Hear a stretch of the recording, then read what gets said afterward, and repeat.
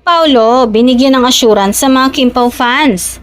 Nagbigay ng kapanatagan si Paulo Avellino sa mga Kim Pao fans matapos ang Star Magical Christmas 2025 kahit hindi siya personal na dumalo sa event. Maraming fans ang nag-alala sa kanyang hindi pagdalo, ngunit malinaw na ang kanyang intensyon ay panatilihin ang suporta sa tambalan nila ni Kim, lalo na sa gitna ng maraming proyekto ng bawat isa.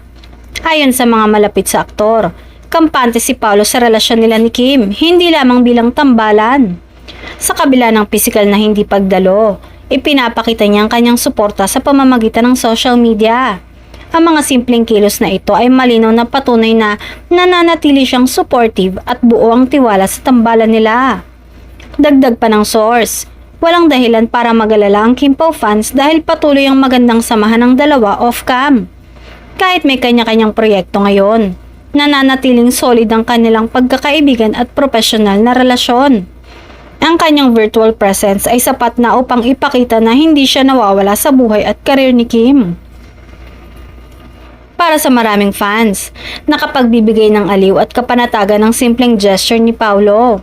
Ipinapakita nito na kahit may distansya o abala, ang tambalan nila ni Kim ay nananatiling matatag. Patunay rin ito na may respeto at suporta sa bawat isa sa kanilang mga career endeavors na siyang pinapahalagahan ng kanilang mga tagahanga.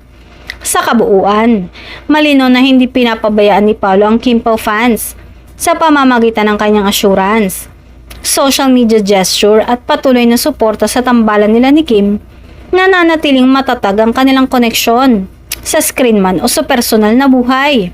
Ang mga tagahanga ay maaaring maging kampante na ngayon.